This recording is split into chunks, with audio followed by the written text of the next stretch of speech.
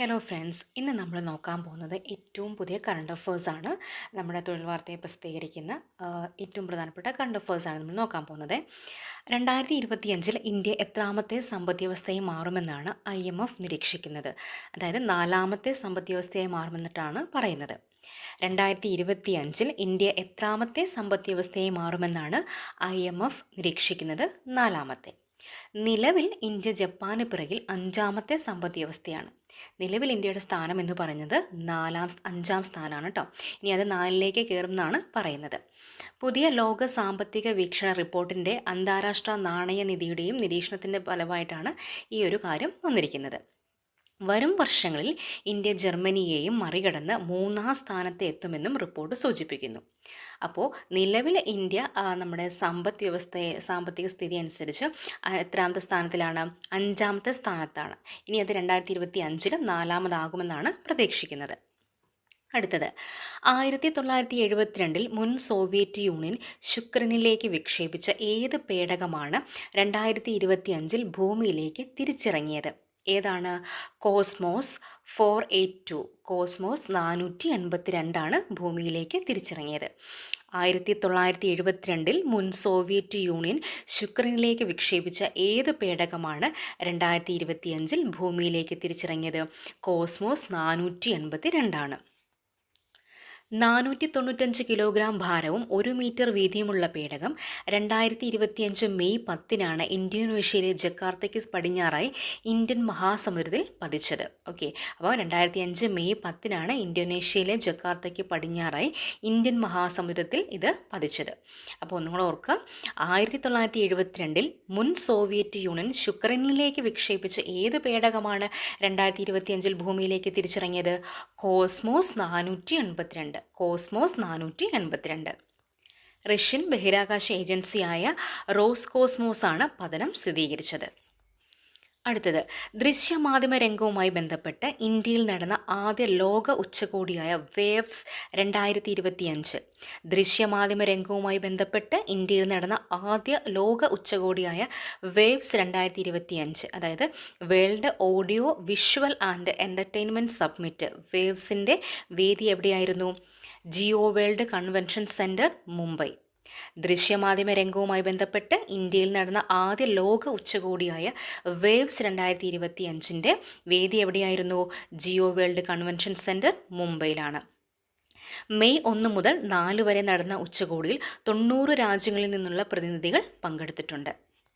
അപ്പോൾ ദൃശ്യമാധ്യമ രംഗവുമായി ബന്ധപ്പെട്ട് ഇന്ത്യയിൽ നടന്ന ആദ്യ ലോക ഉച്ചകോടി ഏതാണ്? വേവ്സ് 2025. അതിൻ്റെ വേദി എന്ന് പറയുന്നത് Jio world convention centre, Mumbai. അടുത്തത്, ലോക മാധ്യമ സ്വാതന്ത്ര്യ ദിനം. ലോക മാധ്യമ സ്വാതന്ത്ര്യ ദിനം എന്താണ്? വേൾഡ് പ്രസ് ഫ്രീഡം ഡേ എന്നാണ്. മെയ് 3. ലോക മാധ്യമ സ്വാതന്ത്ര്യ ദിനം എന്ന് പറയുന്നത് മെയ് 3. അതിൻ്റെ തീം എന്തായിരുന്നു? വിഷയം 2025 ദിനാചരണ വിഷയം എന്തായിരുന്നു? Reporting in the brave new world, the impact of artificial intelligence on press freedom and the media എന്നതായിരുന്നു 2025 ദിനാചരണ വിഷയം. നിങ്ങളിത് ഫുള്ളൊന്നും പഠിച്ചില്ലെങ്കിലും reporting in the brave new world എന്നുള്ള കാര്യമെങ്കിലും ഒന്ന് ഓർത്ത് വെക്കുക. അപ്പോൾ ലോക മാധ്യമ സ്വാതന്ത്ര്യ ദിനം എന്ന് പറയുന്നത് May 3. Reporting in the brave new world, the impact of artificial intelligence on press freedom and the media എന്നതായിരുന്നു 2025 ദിനാചരണ വിഷയം. ഇന്ത്യയിലെ കലാകാരന്മാരുടെ ഉടമസ്ഥതയിലുള്ള ആദ്യത്തെ സംഗീത ആപ്പ് മുംബൈയിൽ പ്രകാശിപ്പിച്ചു. അതിൻ്റെ പേരെന്താണ്? ഇന്ത്യയിലെ കലാകാരന്മാരുടെ ഉടമസ്ഥതയിലുള്ള ആദ്യത്തെ സംഗീത ആപ്പ് മുംബൈയിൽ പ്രകാശിപ്പിച്ചു. അതിൻ്റെ പേരെന്താണ്? ഗൂൺ ഗുണാലോ. ഗൂൺ ഗുണാലോ. ഏതാണ് പേര്? ഗൂൺ ഗുണാലോ. ഇന്ത്യയിലെ കലാകാരന്മാരുടെ ഉടമസ്ഥതയിലുള്ള ആദ്യത്തെ സംഗീത ആപ്പാണ് മുംബൈയിൽ പ്രകാശിപ്പിച്ചത്. അതിൻ്റെ പേരാണ് ഗൂൺ ഗുണാലോ. അടുത്തത്, UNDP, അതായത് യുണൈറ്റഡ് നേഷൻസ് ഡെവലപ്മെൻറ്റ് പ്രോഗ്രാം പുറത്തിറക്കിയ 2025 മാനവ വികസന സൂചികയിൽ ഇന്ത്യയുടെ സ്ഥാനം എത്രയാണ്? 130. UNDP പുറത്തിറക്കിയ 2025 മാനവ വികസന സൂചികയിൽ ഇന്ത്യയുടെ സ്ഥാനം എന്ന് പറയുന്നത് 130. മിക്കവാറും ഈ സ്ഥാനങ്ങളൊക്കെ സംബന്ധിക്കുന്ന ക്വസ്റ്റ്യൻസ് ഒക്കെ കാണാറുണ്ടല്ലോ. അപ്പോൾ ഇത് നിങ്ങൾ ഓർത്ത് വെക്കുക. UNDP പുറത്തിറക്കിയ 2025 മാനവ വികസന സൂചികയിൽ ഇന്ത്യയുടെ സ്ഥാനം എന്ന് പറയുന്നത് 130. 2023 കണക്കുകൾ പ്രകാരമാണ് ഈ സൂചിക തയ്യാറാക്കിയിരിക്കുന്നത്. 2023 കണക്കുകൾ പ്രകാരമാണ് ഈ സൂചിക തയ്യാറാക്കിയിരിക്കുന്നത്. 2022 ഇന്ത്യ 133 സ്ഥാനത്തായിരുന്നു. 2022 ഇന്ത്യ 33 സ്ഥാനത്തായിരുന്നു. A matter of choice, people and possibilities in the age of AI എന്ന ശീർഷകത്തിലുള്ള വികസന റിപ്പോർട്ടിലാണ് 193 രാജ്യങ്ങളടങ്ങുന്ന സൂചിക ഉൾപ്പെട്ടിട്ടുള്ളത്. ഐർലൻഡ്, നോർവേ, സ്വിറ്റ്സർലൻഡ് എന്നിവയാണ് ആദ്യ 3 സ്ഥാനങ്ങളിൽ വരുന്ന രാജ്യങ്ങൾ. അപ്പോൾ ഒന്നും കൂടെ മനസ്സിലാക്കി വെക്കുക. UNDP പുറത്തിറക്കിയ 2025 മാനവ വികസന സൂചികയിൽ ഇന്ത്യയുടെ സ്ഥാനം എന്ന് പറയുന്നത് 130. ഇത് 2023 കണക്കുകൾ പ്രകാരമാണ് ഈ സൂചിക വന്നിരിക്കുന്നത്. 2022 ഇന്ത്യയുടെ സ്ഥാനം എന്ന് പറയുന്നത് 133. A matter of choice, people and possibilities in the age of AI എന്ന ശീർഷകത്തിലുള്ള വികസന റിപ്പോർട്ടിലാണ് 193 രാജ്യങ്ങളടങ്ങുന്ന സൂചിക ഉൾപ്പെട്ടിട്ടുള്ളത്. പിന്നെ ഐസ്ലൻഡ്, നോർവേ, സ്വിറ്റ്സർലൻഡ് എന്നിവയാണ് ആദ്യ 3 സ്ഥാനങ്ങളിൽ വരുന്ന രാജ്യങ്ങൾ. ജർമ്മനിയുടെ ചാൻസലറായി ചുമതലയേറ്റത് ആരാണ്? ഫ്രീഡ്രിക് മെർസ് ആണ്. ആരാണ്? Friedrich Merz. ജർമ്മനിയുടെ ചാൻസലറായി ചുമതലയേറ്റ വ്യക്തി ആരാണ്? ഫ്രീഡ്രിക് മെർസ് ആണ്. US-ന്റെ ദേശീയ സുരക്ഷാ ഉപദേഷ്ടാവിൻ്റെ പദവിയിൽ നിന്ന് അടുത്തിടെ നീക്കം ചെയ്യപ്പെട്ട വ്യക്തി ആരാണ്? മൈക്ക് വാട്സ് ആണ്. മൈക്ക് വാട്സ്. അപ്പോൾ US-ന്റെ ദേശീയ സുരക്ഷാ ഉപദേഷ്ടാക പദവിയിൽ നിന്ന് അടുത്തിടെ നീക്കം ചെയ്യപ്പെട്ട വ്യക്തി ആരാണ്? മൈക്ക് വാട്സ് ആണ്. അടുത്തത്, ഓസ്ട്രേലിയയിൽ രണ്ടാമതും പ്രധാനമന്ത്രിയെ ചുമതലയേറ്റത് ആരാണ്? ഓസ്ട്രേലിയയിൽ രണ്ടാമതും പ്രധാനമന്ത്രിയെ ചുമതലയേറ്റത് ആരാണ്?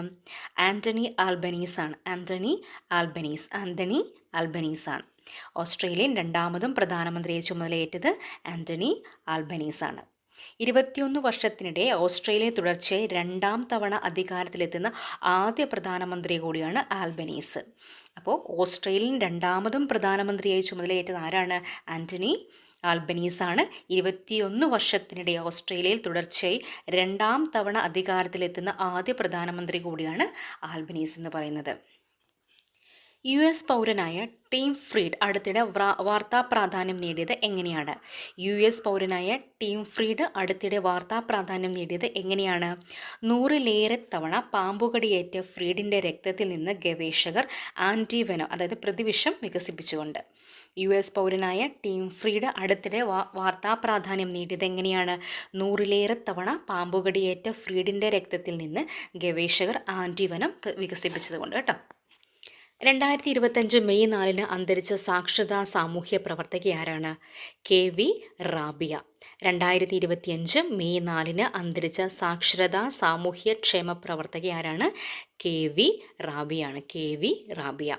ശാരീരിക പരിമിതികളെ അതിജീവിച്ച് ചക്രക്കസേരയിൽ സഞ്ചരിച്ചുകൊണ്ട് സാക്ഷരതാ പ്രവർത്തനം നടത്തിയ റാബിയയ്ക്ക് 2022 പത്മശ്രീ ലഭിച്ചിരുന്നു. സ്വപ്നങ്ങൾക്ക് ചിറകുകളുണ്ട് എന്ന ആത്മകഥയ്ക്ക് പുറമെ എൻ്റെ മൗന നൊമ്പരങ്ങൾ എന്ന പുസ്തകവും അദ്ദേഹം ആ വ്യക്തി രചിച്ചിട്ടുണ്ട്.